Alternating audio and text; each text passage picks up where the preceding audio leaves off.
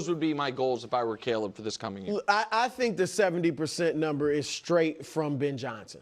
Like I think they've been talking Jared about Goff that for weeks. Yeah. I mean, so I think that's where he got that from. 4,000 yards is clearly possible. I mean, that's only 235 yards a game if you play all 17. Yeah. And so it's very doable. You know, that's not what it used to be 20 years ago. 70%, I agree with you. It's not that important to me. I don't expect him to complete 70%, but I think it's possible that he could do that. To me, though, the goal shouldn't be so much numbers he's pointing to as just getting better. One, get rid of the ball faster. The 68 sacks he took, a lot of that was on him. He was only the 10th most pressured quarterback in the league, but he had 68 sacks, which is 16 more than the next highest guy, C.J. Stroud. So you got to get rid of the ball faster. He does need to be more accurate, so 70% would be around that. But the accuracy, last year he led the league in bad throws. So I'd be focusing on my accuracy, on being on time, as playing on time, because that's important to Ben Johnson. Sure. And because if Caleb gets on time and then he can make the wild plays when the play does break down, then you got something special. Then you got the guy who had 120 touchdowns and 14 picks in right. college. And so that's what those should be the goals to me. Why did you roll your eyes I at didn't. that? I didn't. Hey, KW, why do you believe in Drake May? Ooh. Is it because of what he did in his in North Carolina? Is it because of what he did? Because he has a mythical reputation. Right. On the league, last year, no. Is it because of what he did with the Patriots or because of the prospect he was coming out of college? Even in college, I think it's the Patriots. There's nothing really to key on from last year Patriots. other than Wild's fake yards. Yeah, well, the Titans game. I just want, listen, because you're about to go ahead, bring up the thing from today. No, I am balanced. Yeah. I am balanced. I would like to say, Caleb, independent of Caleb, here's a nice graphic about just number one picks, year 1 to year 2. This includes guys like the Prince.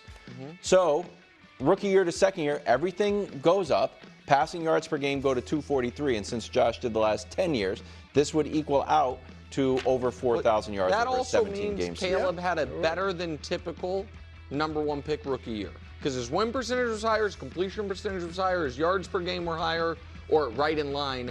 Touchdown percentage, I don't know off the top of my head, and he had a higher passer rate.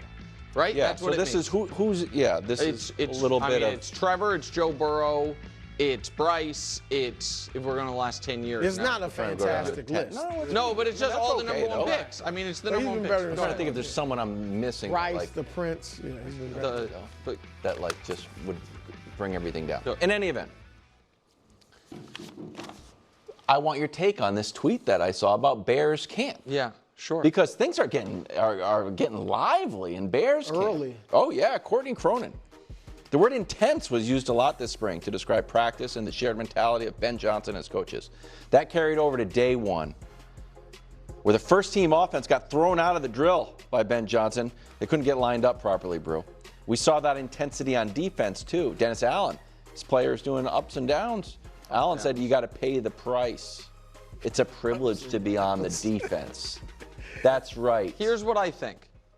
Here's my honest reaction. The coaches reaction. are locked in. My honest reaction to that is, if someone had pitched you on us having that be in the show for any team other than the Bears and Ben Johnson, you would have kind of smugly talked down the producer at how dumb it was. Well, allow me to retort. Okay, please. If this happened at Patriots practice, it would be Drake May can't get lined up. It wouldn't be, Mike Vrabel had to shut down the drill. Buddy, no, it wouldn't be. I'm not even talking about you. Maybe I was saying Brew. Maybe I'm saying Brew would have done that or something. None of us, first of all, would have happened at Patriots practice. We would have only known if you told us about it, because none of us are dialed in to his connection with Jalen Polk and Stephon Diggs almost losing the puppy he brought to practice.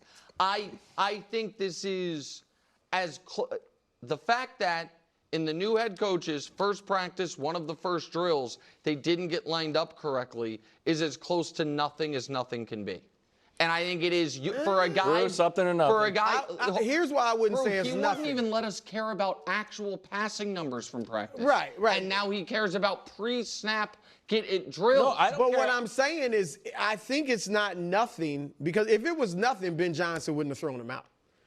Like Ben Johnson expects them to be able to line up properly. That's part of what I'm talking about with Caleb. That's part of what he's got to start doing. Now I think he'll be fine, but I think this is good and a little shaky. Good in that Ben Johnson's setting a new standard, and so is Dennis Allen with the defense. I like that. That's hard coaching. All right. Bad in that this is why I think there will be some growing pains with Caleb just getting on the right page and doing everything. I just want to know, just for the sake of the show, because there's a lot of training camps going on, and we have a lot of time. There's not a lot of sports going on. I'm interested in it. Is this now the type of thing we should flag across the league?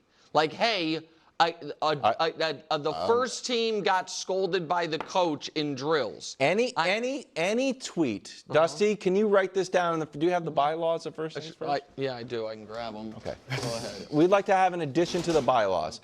Any tweet about training camp that includes the phrase, the first team offense got thrown out of a drill. Okay. I think is newsworthy. Okay. And whether it's Aaron Rodgers, Drake May, if Andy Reid throws Patrick Mahomes out of a drill, I think it's worthy of a keep it real, Nick. Okay. If the Niners did that with their first team offense and Brock Purdy, you would want to lead the show.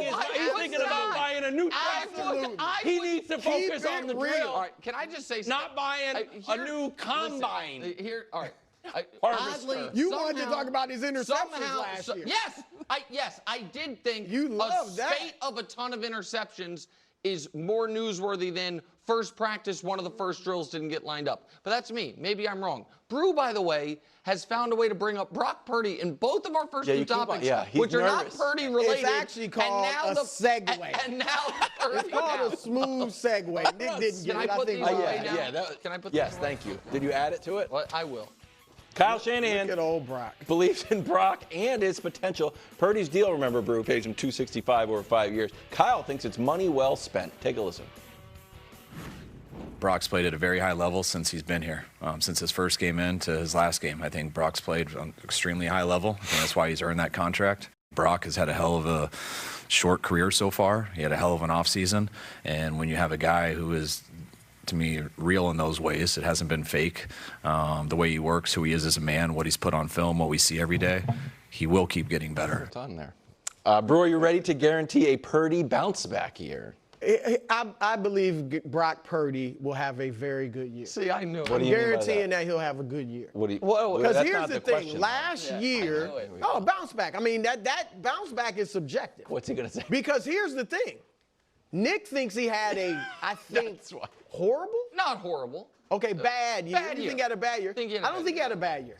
I think he had certainly a down year from what he'd done his first year and a half. But last year, they had the 13th highest scoring team in the league. With no Christian McCaffrey, with essentially no Brandon Ayuk. Even when he was there, he didn't play well.